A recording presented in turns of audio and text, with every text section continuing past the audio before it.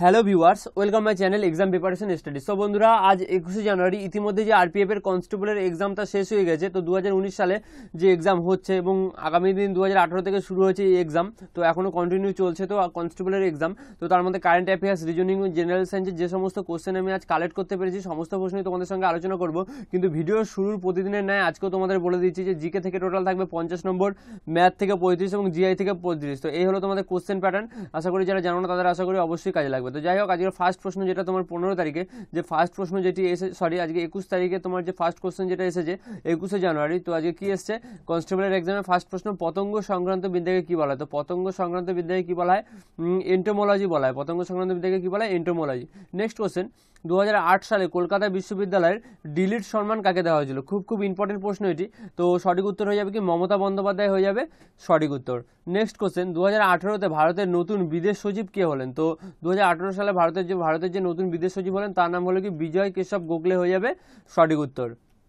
Next question চলে যাবো। দেখো নেক্সট কোশ্চেন একটা রিজনিং, জল, গ্লাস, কফি, চা, এদের মধ্যে কোনটি আলাদা? তো এদের মধ্যে গ্লাস আলাদা, কারণ দেখো কফি, চা, জল প্রত্যেকটাই তোমার পানীয়, কিন্তু গ্লাসটা পানীয় নয়। তো সেই ক্ষেত্রে গ্লাসটা আলাদা।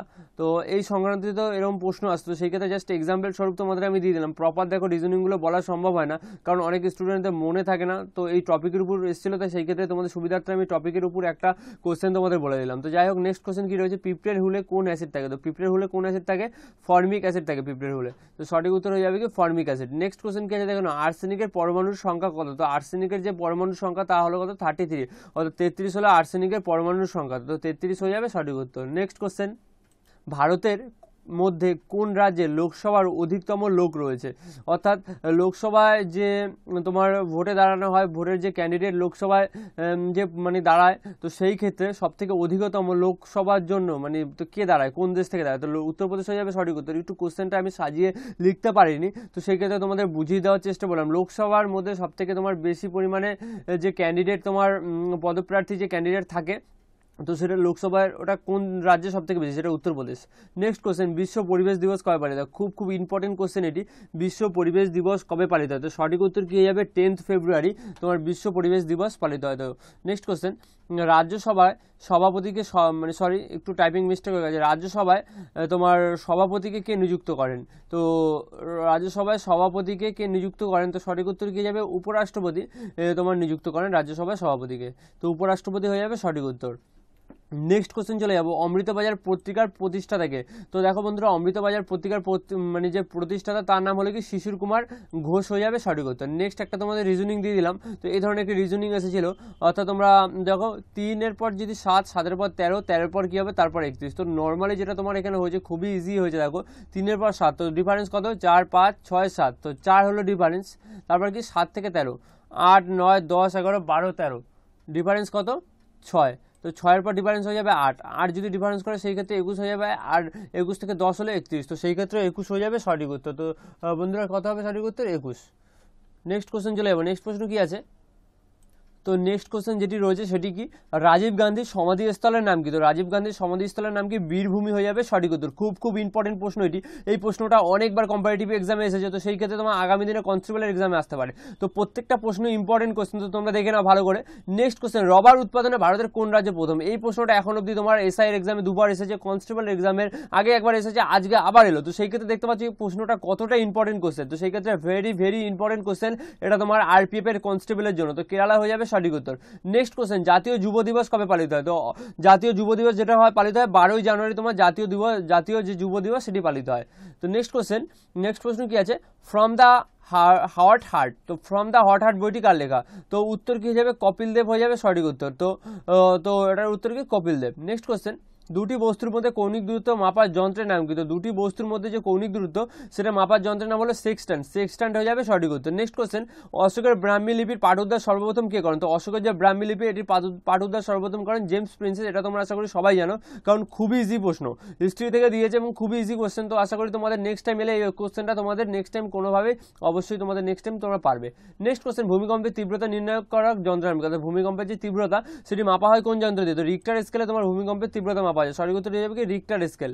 তো বন্ধুরা ম্যাথের যে টপিক সেটা তোমাদের আমি বলে দিচ্ছি, তারপর তোমাদের আরও অনেক কোশ্চেন আছে, তো ম্যাথের টপিকগুলো তোমরা একটু শুনে নাও। তো মোটামুটি ম্যাথের টপিক আজকে কী এসেছে, লসাগু গসাগু থেকে প্রশ্ন এসেছে, তারপরে কি নল চৌবাচ্চা থেকে প্রশ্ন এসেছে, পিতা পুত্র থেকে প্রশ্ন এসেছে, দিন কার্য থেকে আজকেও প্রশ্ন এসেছে, সরল সুদ থেকে প্রশ্ন এসেছে, গ্রাফ সম্বন্ধীয় প্রশ্ন এসেছে, ত্রিভুজ সম্বন্ধীয় প্রশ্ন এসেছে, তারপর কি নাম্বার সিস্টেম থেকে প্রশ্ন এসেছে। তো মোটামুটি তোমাদের এই একই প্রতিদিন প্রায় সেম, দু একটা চ্যাপ্টার হয়তো অ্যাড করছে, তারপর আবার দু একটা চ্যাপ্টার যেগুলো অ্যাড করে একটু টাফ হয়, সেই ক্ষেত্রে বলা সম্ভব হয় না, স্টুডেন্টরা বলতে পারে না। যেগুলো প্রতিনিয়ত আসছে, যেগুলো প্রতিদিনও আসছে, তো সেই সংক্রান্তিত টপিকগুলোই মোটামুটি ইজি যে টপিকগুলো, তো সেগুলো সবাই বলতে পারে। সেই ক্ষেত্রে তোমাদের আশা করি বুঝতে পেরেছো মোটামুটি ম্যাথের টপিকগুলো কী ধরনের প্রশ্ন আসছে। তো প্রতিদিনই তোমাদের বলে দিই এই সংক্রান্তিত প্রশ্ন আসছে, তো তোমরা আশা করি অবশ্যই তোমাদের কাজে লাগবে।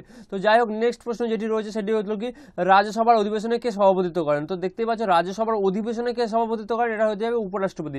আরেকটা হচ্ছে কি লোকসভার সভাপতিকে কি নিযুক্ত করেন, তো সেটা হয়ে যাবে উপরাষ্ট্রপতি। তো মোটামুটি দুটি প্রশ্ন তোমার উপরাষ্ট্রপতির উত্তর হবে, তো সেই ক্ষেত্রে মোটামুটি তোমরা দুটি প্রশ্ন দিচ্ছ। তো দেখতে পাচ্ছ আগের একটি প্রশ্ন ছিল, এখন আরেকটি প্রশ্ন। তো নেক্সট কোশ্চেন কি আছে আজকের নেক্সট প্রশ্ন যেটি রয়েছে, কলম্বাস আমেরিকা আবিষ্কার করেছিলেন কবে? তো কলম্বাস আমেরিকা আবিষ্কার করেছিলেন 1492 খ্রিস্টাব্দে কলম্বাস আমেরিকা আবিষ্কার করেছিল। নেক্সট কোশ্চেন, সব থেকে কম লোকসংখ্যা বিশিষ্ট রাজ্য কোনটি? তো খুব ইম্পর্টেন্ট প্রশ্ন এটি। সব থেকে কম লোকসংখ্যা বিশিষ্ট রাজ্য হলো কি সিকিম হয়ে যাবে সঠিক উত্তর। নেক্সট কোশ্চেন, পেইরি বনাঞ্চল কোথায় দেখতে পাওয়া যায়? তো পেইরি বনাঞ্চল কোথায় দেখতে পাওয়া যায়? ইউরোপে পেইরি বনাঞ্চল দেখা যায়, ইউরোপ, উত্তর আমেরিকা, তারপর আন্টার্কটিকা, আর তোমার মনে হচ্ছে ছিল যেটা হচ্ছে দক্ষিণ আমেরিকা। এই সংক্রান্ত এরকম কোনো একটা অপশন ছিল, তো এই সংক্রান্ত অপশনের মধ্যে ইউরোপটাই শুধুমাত্র পেইরি বনাঞ্চল দেখতে পাওয়া যায়, তো সেই ক্ষেত্রে ইউরোপ হয়ে যাবে সঠিক উত্তর। তো মোটামুটি কোশ্চেন, তারপর রিজনিংয়ের টপিকগুলো তোমাদের বলে দিচ্ছি আজকে রিজনিংয়ের কী কী টপিক এসেছে। তো কি আছে, নাম্বার সিরিজ থেকে দুটি প্রশ্ন এসেছে, ভেনচিত্র থেকে 3টি, সিদ্ধান্ত বিবৃতি থেকে 6টি, ক্যালেন্ডার থেকে 2টি, তারপর কি প্রশ্ন এসেছে ত্রিভুজ কাউন্টিং থেকে একটি প্রশ্ন এসেছে, তারপর কি ব্লাড রিলেশন থেকে তোমার প্রশ্ন এসেছে একটি, তারপর তোমার যে প্রশ্ন এসেছে সেটি কি ঘড়ি সম্বন্ধীয় প্রশ্ন এসেছে। তারপর নেক্সট কোশ্চেন কি আছে, আয়নাতে দেখলে কেমন দেখা, অর্থাৎ মিরর ইমেজ সম্বন্ধীয় তোমার প্রশ্ন এসেছে। তারপর মোটামুটি এইগুলো তোমার রিজনিংয়ের টপিক, তো রিজনিংয়ের টপিক থেকে এইগুলো প্রশ্ন এসেছে। তারপর এই রিজনিংয়ের টপিকগুলো যদি তোমরা দেখে নাও মোটামুটি এখান থেকে তোমরা অনেক প্রশ্ন কমন পেয়ে যাবে। নেক্সট কোশ্চেন কি আছে, ডিম্বাশয় থেকে নিঃসৃত হয় কোন হরমোন? তো খুব ইম্পর্টেন্ট প্রশ্ন। এই প্রশ্নটা মোটামুটি আমি এখন অবধি প্রায় 16 থেকে 17 বার বিভিন্ন রকম কম্পারেটিভ এক্সামে দেখেছি আসতে। তো এই প্রশ্নটা আজকে আবার এসছে, মানে একদম ইজি কোশ্চেন এগুলো।